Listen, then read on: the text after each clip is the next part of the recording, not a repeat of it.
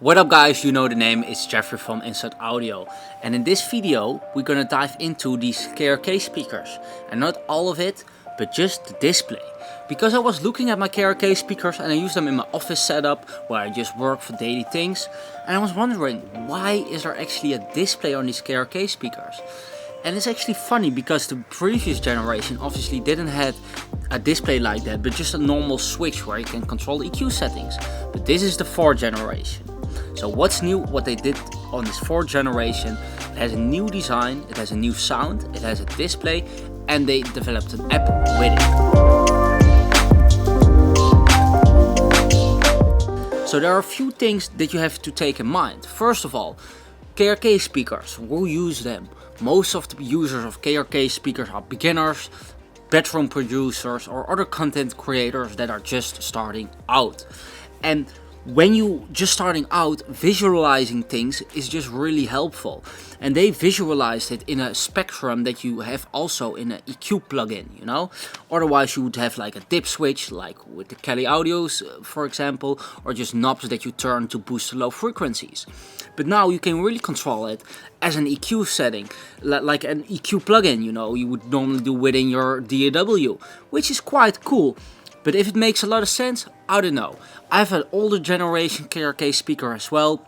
I used it for like 8-9 years and it still works very well. And if this is a weakness in the design, then it's something that they can better leave out, if you ask me, because why add things that are not 100% necessary, you know? But in the end, it's quite cool, and it's cool innovation to push other companies as well. So what they did, they have a display, you can control the EQ settings with here, you can also adjust the contrast and some other lighting options here, but it's on the back of the speaker, so you won't really see it, only in the beginning. But the cool part is actually they combine it with an app, so you can measure your room, avoid face cancellation, make sure you have them placed well around your desk with 30 degrees into your face, for example, and that's really cool. And you get a custom EQ recommendation if you measure your room with your phone with the app that KRK provides with it, and you can adjust it on the speaker, so you make sure the speaker is adjusted to your room, you know, because every room is different and all the speakers are the same, at least this type is the same, you know, if you buy the RP7s, but every room they end up in is different, so you can change that here.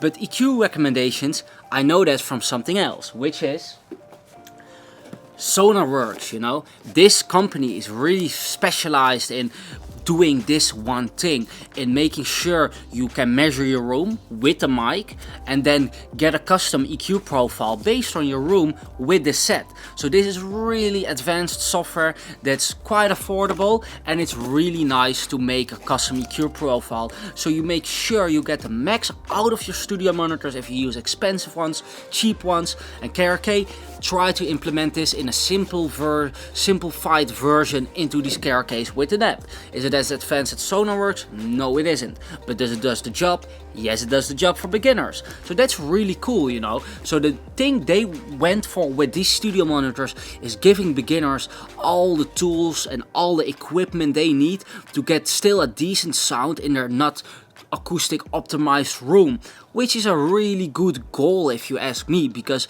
I think 80% of the people that are starting out, 90% don't have any acoustic optimization. Content creators most of the times don't have acoustic optimization in the room.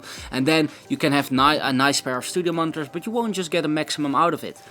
Ending up with the question, do you really need the display? No, you don't really need it. Is it a nice addition for beginners? Yes, it is a nice addition for the beginners. Is it gonna be broken down very easily? I don't think so, I don't hope so. Let's see if these are like 5, 6, 7, 10 years older, if it's a weakness in the design. We have to figure out over time. But in the end, it's cool that they push the boundaries for other studio monitor companies as well, and it's a bit of a gimmick if you ask me. But I'm wondering what you think. Is this a gimmick, the display, or is it really valuable? Let me know in the comments. I'm really curious, what do you think about this? So remember, always keep making music, guys, and I hope to see you guys the next Friday as well. Until next time.